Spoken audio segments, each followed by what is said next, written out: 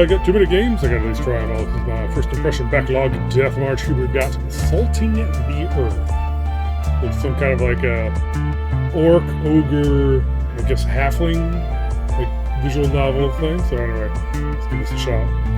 Start. Story mode leads to character endings. Choose your own adventure. Okay, I guess Green Lady. Act 1. Alright, is there an auto voicer? Self-voicing enabled. Yeah, alright. Communal House of Port Tuscan.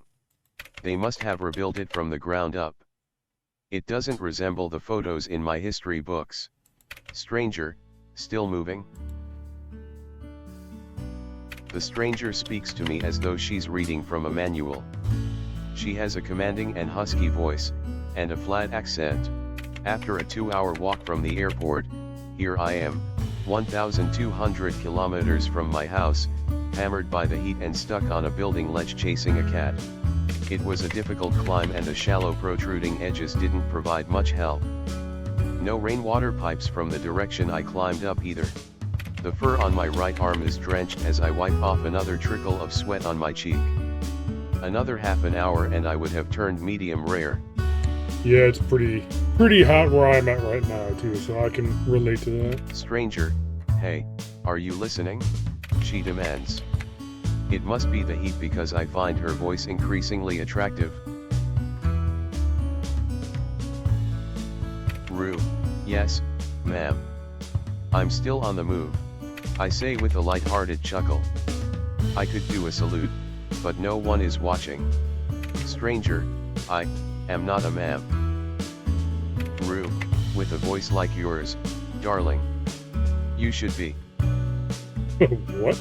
She clears her throat after a moment of silence. I exhale aloud. What the? Using my right arm, I stagger towards the balcony on my left. My heart thumps in my ears with its hastened beats. I close in just right above where the stranger's voice was coming from. She is obscured from my position looking down. As if on cue, a gloved right arm sticks out of the window and waves in the air. My right leg stirs and stirs in response, making several infinity patterns. Yet she continues waving her arm some more. It's unreasonable to expect her to see me from her position. For the umpteenth time, my thoughts begin to drift off again.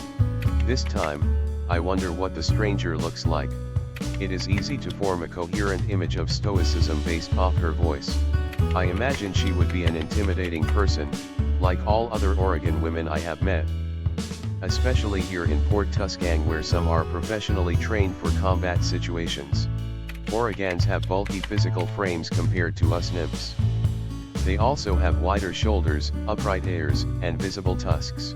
Most of them are cleanly shaven. Actually, cleanly shaven is a poor way to describe them. They lack fur, similar to humans and sewer folks. I sigh.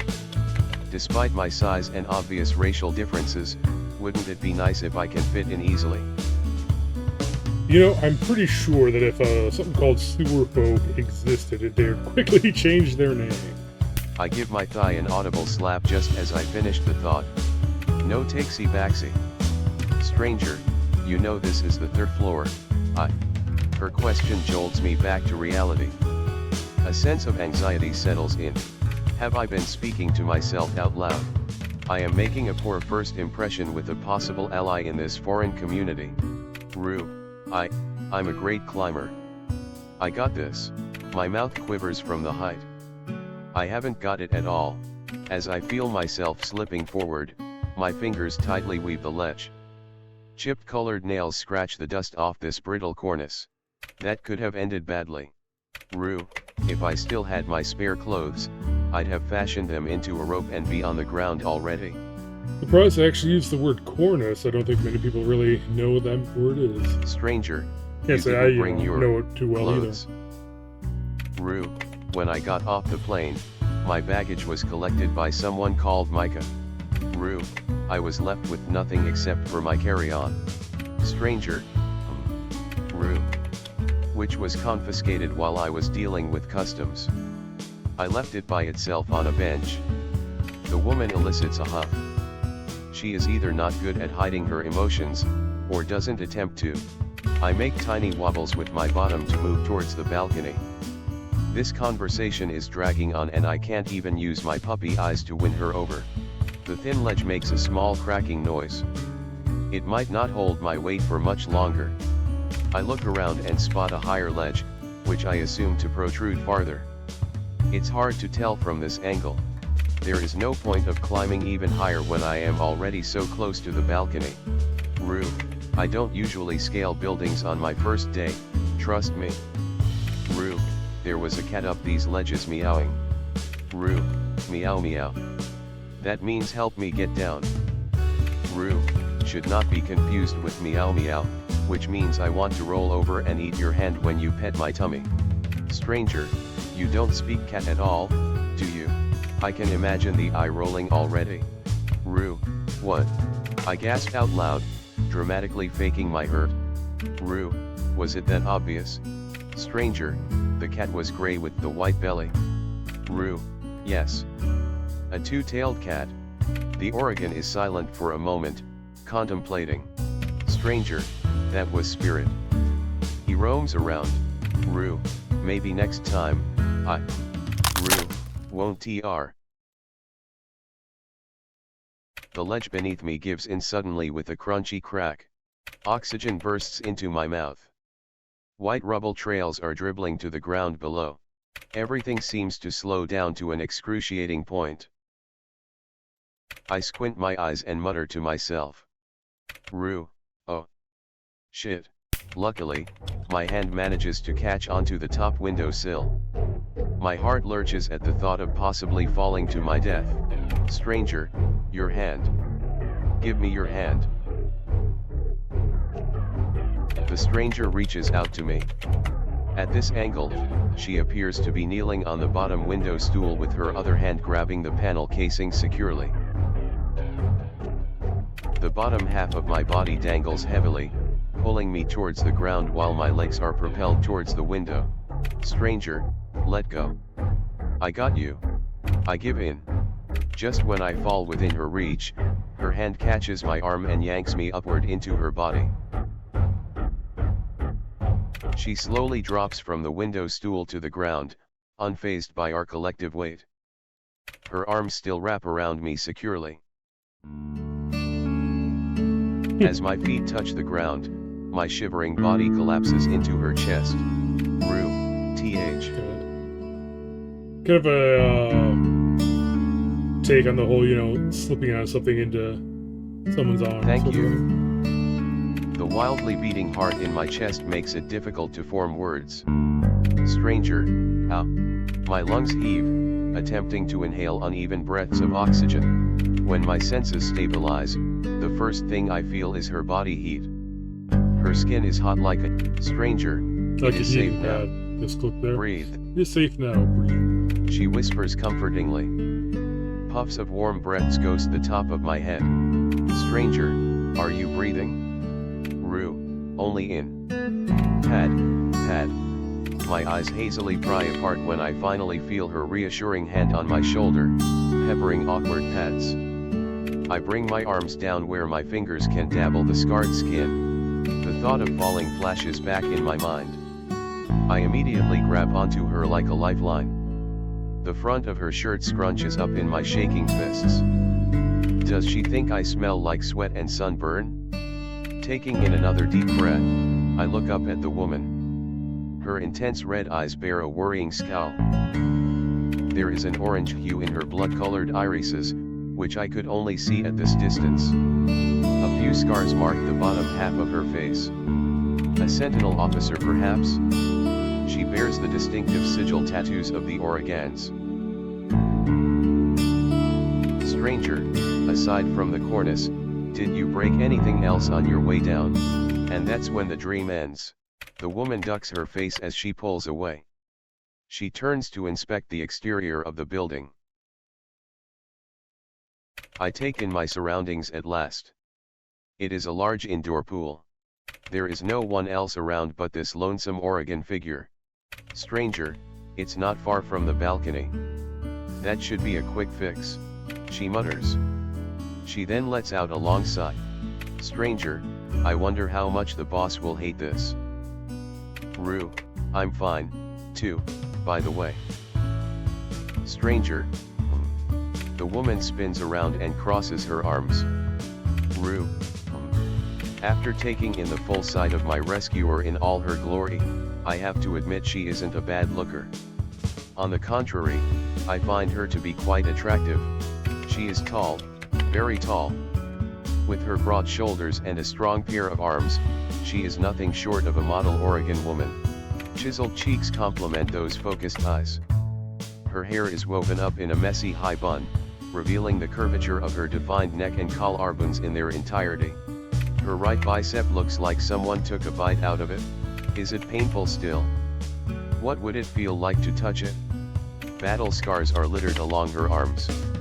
What else does she have hidden beneath her tight-fitting outfit? Stranger. A chuckle escapes my throat. This would be a good place as any to stop imagining things. Rue, I didn't realize it was a pool.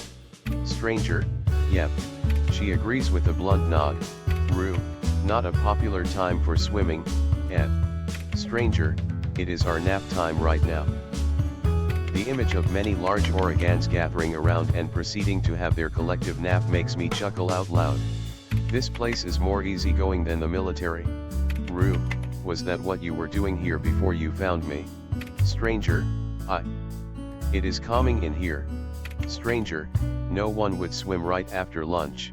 Rue, I'm glad you were here, then. Thank you again, love. Rue, no more climbing for me for a while.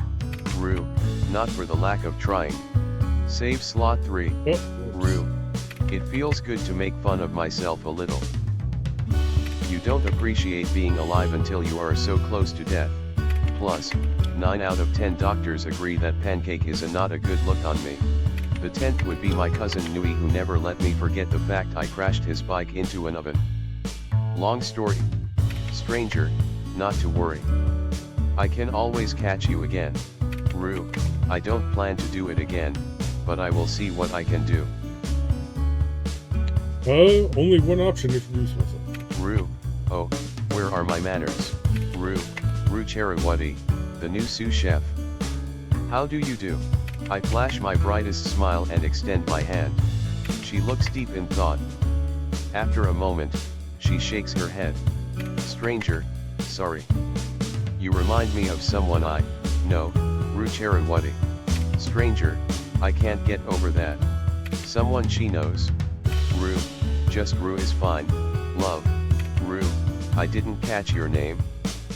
Stranger, I am Deong. Deong, just Deong is fine. I am unsure if it was an attempt at telling a joke, because the deadpanning is on point. I push my hand upward a little more to catch her attention. Deong shifts from one foot to another with her head tilting to the side. She watches my hand with an indecipherable curiosity for a few seconds before she puts hers out. I latch onto her warm hand with both of mine and give it a quick shake. Her expression softens for a moment, then a scowl is put back on her face. Rue, does your name mean anything? Although we live in the same country and speak the same language, we still keep our people's naming traditions. Deong, stiffweed. Rue, oh. It suits you to a T. Deong nods. Deong, and what does yours mean? Rue, wild cherries. Deong, you certainly live up to it. Deong's mouth twitches upward, building into a soft smile. Rue, you mentioned knowing me. What was that about? Rue, am I that popular?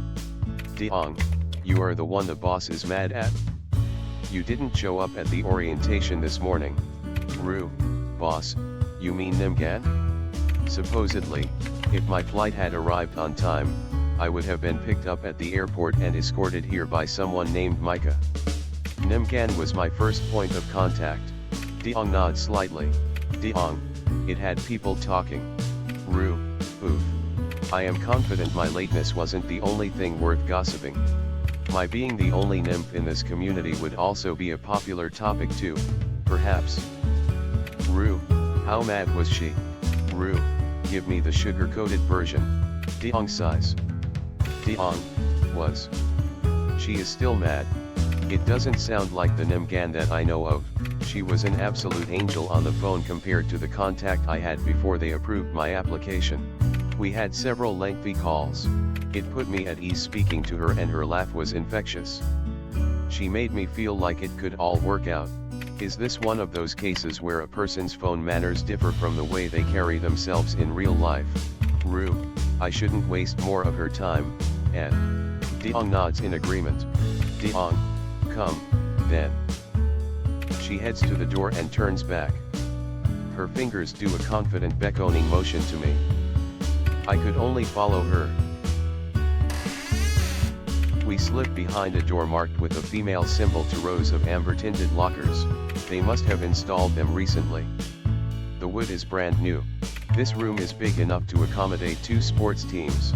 My nose picks up the clear lacquer scent, which is mixed with the chlorine from the swimming pool treatment. Deong doesn't make any stops to gather her things.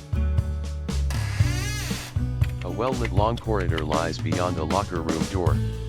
It is spotlessly clean and bears minimal decor. It is just like what Deong had told me. Complete silence haunts this hallway. The door on my left, next to the fire hose, has a plate that says stairs on top of it. Deong, my room is 304, if you need me. Deong points to the other end of the hall. Rue, the pool is only a walk to yours then? Deong. Deong, I would rather have the gym being at this distance. Deong, gym is on the 5th floor. Deong laments. Rue, not a fan of cardio, love. Deong, that's not. Deong, I can't swim well. Deong ducks her face to avoid my inquisitive gaze. Her bashfulness makes me want to pick on her more. Deong, anyway, the elevator won't take us down to the basement. Let's use the stairs. Deong clears her throat loudly, successfully changing the topic. It is as if she has heard me thinking. Her thumb points at the green door on our left. Her eyes narrow. Rue, lead the way, Deong. I latch onto her arm. Deong stops and looks at it for a second. She opens her mouth as if about to say something. She ultimately decides against it at the last second and continues walking with my arm hooked around hers. The door squeaks open. Deong holds it in place, allowing me to get inside. The empty corridor emits an eerie feeling. I feel as if we're being watched. I turn back to double check, but there is no one else around. It is a little difficult to see where I am going. We walk side by side with me being close to the handrail. I get caught staring at her a few times, but she doesn't seem to mind. Deong, you're from Udala? In the north? Rue, have you heard of the spider forest? Rue, it's in the same area. Udala is blessed with thriving tropical weather. Unfortunately, it also means we are infested with arthropods. Rue, where did you come from? Deong takes another 3 steps before she mutters a lethargic reply under her breath. Deong, Liskaram. Close to Bacharadung. It is hard to blame Deong.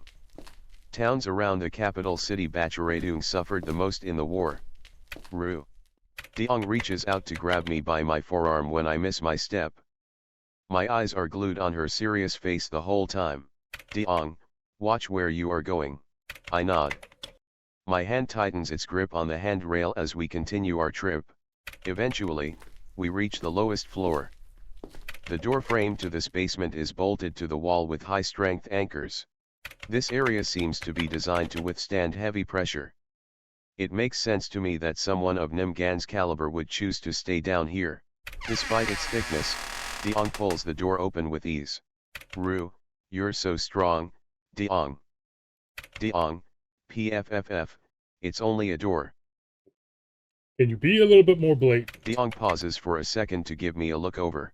Deong, most of us are not a pretty, petite thing like you. Rue, you think I'm pretty?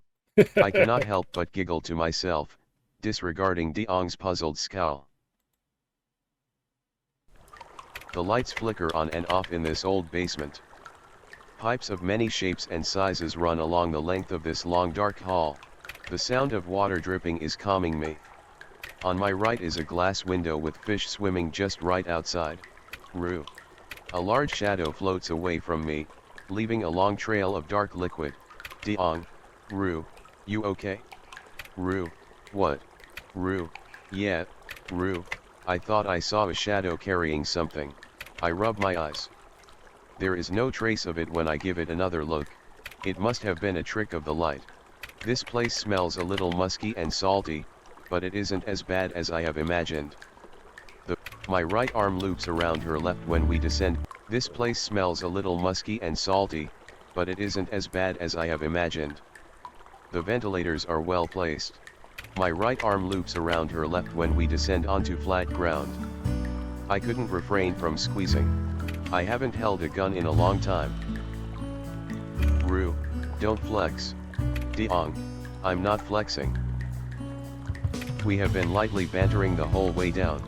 Diong seems intimidating, but I believe she isn't a bad person. Rue, would you look at that? I have a friend here already. Diong tilts her head and watches me for a few seconds. Her look is undecipherable. Diong, friend. Diong, oh, you mean the boss? Rue, no. Rue, it's you. Diong. Rue, I could not be any clearer, that I meant you. Diong, of course. We can be friends. I detach myself from Diong when we stop at the first door to the left. The door has no nameplate on top of it. If someone glanced at this door, they would shrug it off as a utility room. Diong, this is where she is. Rue, there are more rooms down the hall. All occupied. A yellow stop sign lies midway through the curved hall. The sense of curiosity A yellow stop sign lies midway through the curved hall. There are no lights beyond that point. The sense of curiosity permeates my mind. Diong. Storage rooms, mostly. Diong. Higher UPS used to live down here, but they are now left empty. Diong relaxes against the wall. Diong. I almost forgot to ask. Diong. You okay with the eel people? Rue. Like, the sewer folks? Diong. Diong. We don't call them that here, okay? Especially not in front of the boss. Like I said, if they were really sewer people, they would change their name. Rue. Oh. I'm sorry. Probably a slur or something. Rue. Is merfolks okay? Diong. Merfolks, sea lass, or eel people. They are all fine. I still know little about these merfolks. That is about as much as most people. We have yet to come up with a consistent term for them. From the books, they seem to have evolved from electric eels. They are all carnivores and do not appear to have the same communication capabilities as normal people. A lot of them nest in the sewage system, hence the term sewer folks. They eat a wide range of proteins, from stray pets to rats, insects or larvae. There are occasional stories in the news with footage of them eating bridge jumpers or corpses tossed into the sewer by murderers. Rue, if they don't attack me, I suppose I have nothing against them. Rue, is there a particular reason why we are having this talk? Diong, I'm preparing you. Nimgan must have a soft spot for the sewer folks. Or Nimgan must be a sewer folk, dun dun dun. It is sweet that Diong seems worried about my meeting with Nimgan. Yep, your racism will be your own to do. Rue, is there anything else about her that you can tell me? Diong. Diong, not much else to say. I think she's really scary. Isn't that interesting? I can't imagine Diong cowering at anyone's sight. On the phone, Nimgan gave me the impression of a nice woman who would give you cookies. I have never met her in person despite everything. Diong knocks on the door. Diong. It's Diong from the third floor, ma'am. Diong. I have Rue with me. Diong. Rue Cherawati. There is no answer coming from the other side of the door. We both give each other shrugs. Diong tries again. Nimgan, it's open. Geez. This time there is a familiar voice calling, no, shouting from behind the door. Diong, oh. Deong tries the handle again. It is indeed open. Deong, you will be fine. I don't know, Deong. Will I? She turns to leave, but reluctantly stops after 2 steps. Deong, do I wait for you, or? Rue, not necessary. Rue, I bothered you plenty today, love. Deong, you did. Deong nods in agreement. Deong isn't one to mince words, is she? Rue, but I will see you later, okay. Deong, I will be upstairs. Deong, 3rd floor, Rue, room 304. Rue, thanks for the walk, love. I give her a nod in acknowledgement. She seems more at ease when she sees my smile. Deong gives me a salute before going upstairs. Rue, deep breaths, Rue, eye contact and my smile. I brace myself before going inside Nimgan's room. What hits me first is the luxuriously large aquarium wall. The aquarium runs farther back to the walls behind the curtains. The aquarium is mostly empty, save for a few decorative rocks. A golden humanoid figure elegantly floats back and forth from behind the glass. Uh-oh, it's a merfolk. I wonder if this aquarium leads to the sea. Realization finally dawns on me. This must be the eel person Deong has implied. She bears a toothy smile at me. I secretly hope it's a friendly smile. The act of swallowing suddenly becomes increasingly difficult. With my luck, the aquarium glass could crack open at any moment. I can imagine the tombstone already. Here lies Rue. 1961 to 1994 fish food.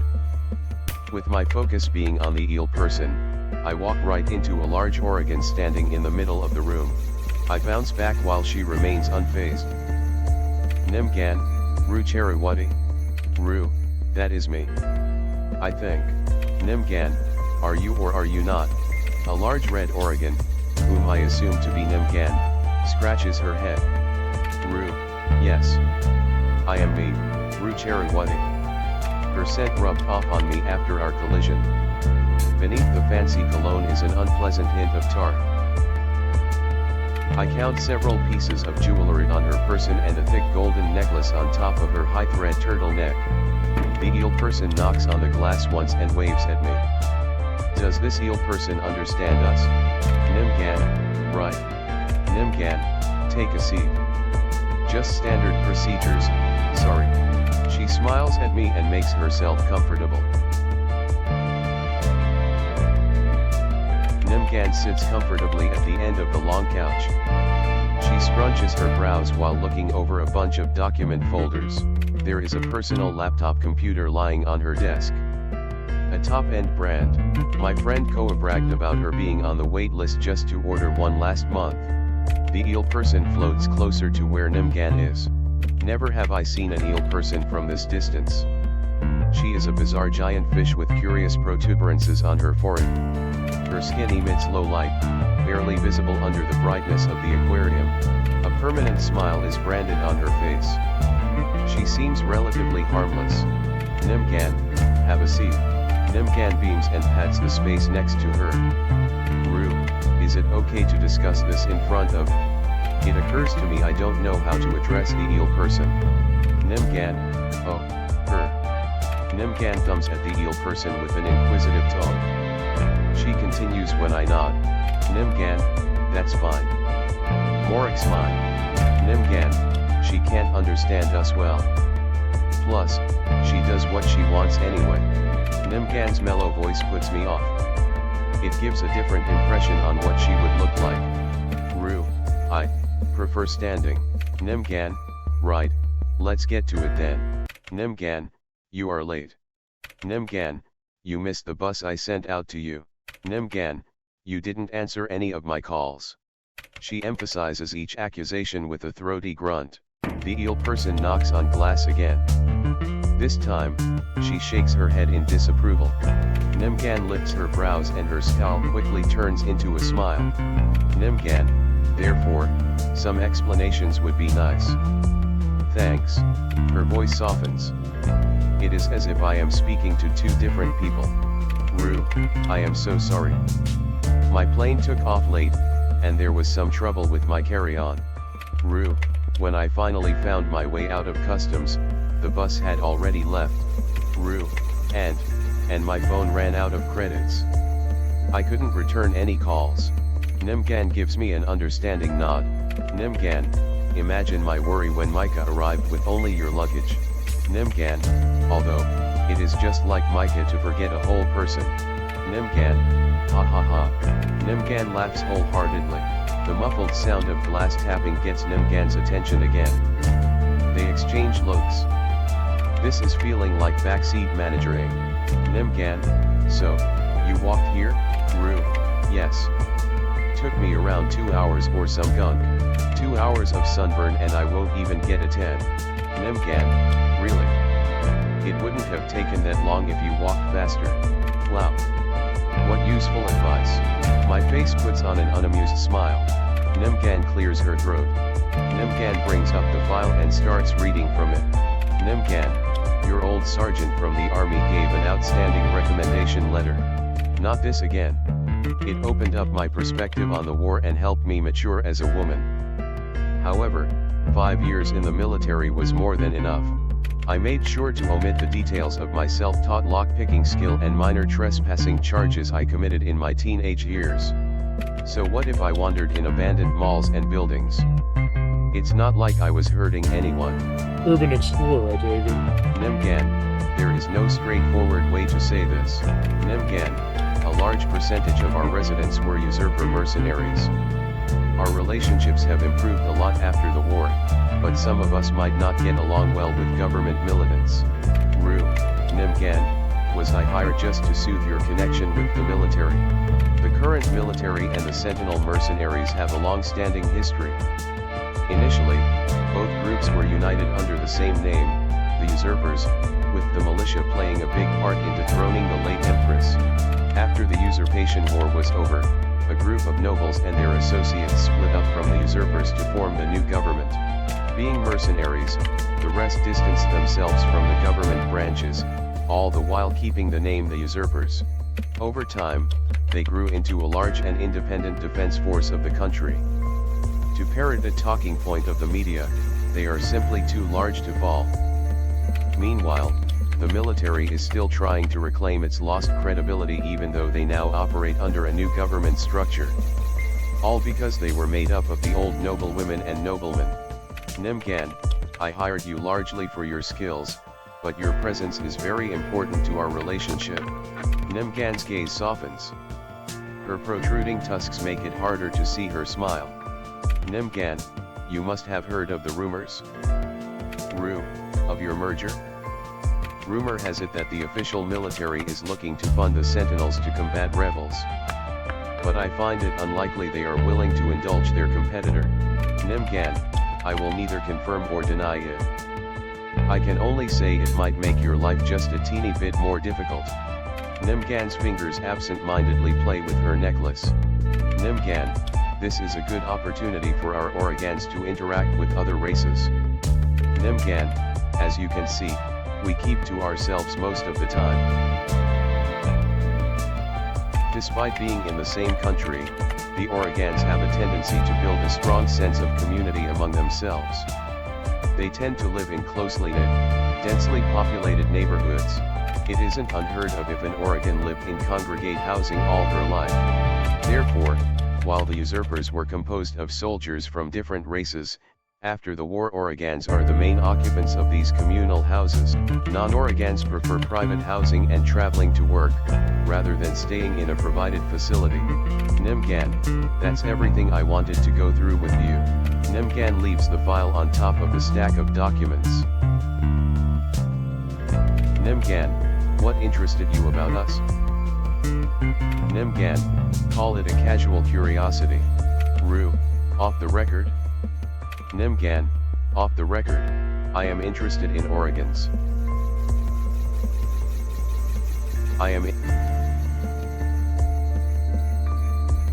Well, you're here as a interested in cook, so I mean, it would make sense. Rue, you have your own type of cuisines. Nimgan, oh, that's right. I forgot we hired you as a cook, haha. Nemgan taps her chin. Nemgan, I said Micah was forgetful, but would you look at me? Nemgan, my age is showing at times like these, says the woman who doesn't look a day over 50. Granted, I always find it hard to guess their age. Orangutans are so different than nymphs, and they also have a long lifespan. Nemgan, you know what, Rue? I'd love to sample your food, Rue. I am only the sous chef, though. I doubt I'm allowed to cook what I want. Nemgan, I trust you to work it out with the main cook, then. Rue, I'll see what I can do. Nemgan, they say food is something that can be made the same way, but its taste alters depending on who makes it. Rue, I see. Nemgan, when you feed people your food, you feed a version of yourself to them. Rue, I have not thought about it that way. Rue, it is difficult to replicate food exactly how I saw it on TV, or in recipe books. Rue, or the food I had in my childhood. Nemgan, right. Nemgan, that's why each dish needs a personal touch. Nemgan gives me an amiable smile. Rue, you know, Nemgan. I find you so easy to talk to. Nemgan, thanks, Rue. Nemgan, you said that a lot on the phone, but it's nice to hear it in person. Rue, look at me. Rue, my first day, and I've already made a friend in a new place. Nemgan, Deong. Rue. Rue, I meant you. But sure, Deong too. Does this line not work? Rue, when Deong said you were scary, it got me a bit worried. Nemgan, what? Shit. What did I do? Nemgan, if she thought I was scary, she has no idea what's coming. Rue, no, that was not what I meant. Rue, I misspoke. Nemgan. Nemgan, ha ha ha, I was just messing with you, Rue. What have you done? Nemgan, you should have seen your face. Rue, and Nemgan, I have expected Deong to feel that way. Nemgan, she is still a kid compared to us. Rue, wait. How old is she? Nemgan, 22 or something. A knot forms in my belly. Disappointment perhaps? Deong is younger than I expected. Nemgan, but really, though. Nemgan's face scrunches up again. I quickly figure being called scary does bother her. Rue, by the way, where should I stay? Nemgan, right. It feels like I dodged a bullet. Changing the topic at last. Nemgan, we have unisex living areas and same-sex boarding rooms. Nemgan, I was going to assign you a room all for yourself. Nemgan, funny thing is, there's a newly vacant slot in Deong's room. It belongs to the former assistant chef you are here to replace. Rue, oh. I will take it. I figure staying with Deong would make me feel much more comfortable. She has proven to be reliable and friendly. Nemgan, I was going to suggest the same thing. Rue, should we ask her first though? Nemgan, it's not like she can say no, since she fears me so much. It feels like I am always towing the line when speaking to her. Nemgan, but it won't be a problem at all. Nemgan, I always feel that group of oddies would benefit from someone normal like you. Rue. Nemgan, the previous assistant chef Dinba kept them in check while she was here. Nemgan, all set? I will have someone bring up your luggage. Nemgan, either Deong or Queer Eye should be home right now. Nemgan, please remember to get your security clearance from Hazari from the front desk too. Oh right. Rue, thanks for the opportunity, Nemgan. Nemgan, thank you for taking the opportunity. The sound echoing on the glass surface reminds me that the eel person is still in the room watching us. She gives me a wave from behind the glass. Nemgan. Nemgan, Rue turned out to be really nice, huh? Nemgan, she is still coming in a few days. I don't know if I'm strong enough for it. The dark basement is more frightening with no one here with me. Okay, seems like a pretty interesting, well, they've done a lot of world building so far. Seems kind of neat, kind of a bunch of fantasy, well, not technically fantasy races. I mean, the Oregons are kind of seem kind of like a cross between orcs and ogres or something like that, but definitely seems interesting. Might see how this goes. So, yeah, generally, obviously, it's a more of a story-based thing. Didn't really get that many choices. It did say that, you know, your choices will determine the output or endings or whatever, but it doesn't like there's really that many choices to make. They probably are going to do the whole thing where they have like a bunch of choices like right towards the end. Although at this point we are still kind of just going through a lot of background information, you know, exposition, that sort of thing. So, anyway, so salting the earth. Till next time, later.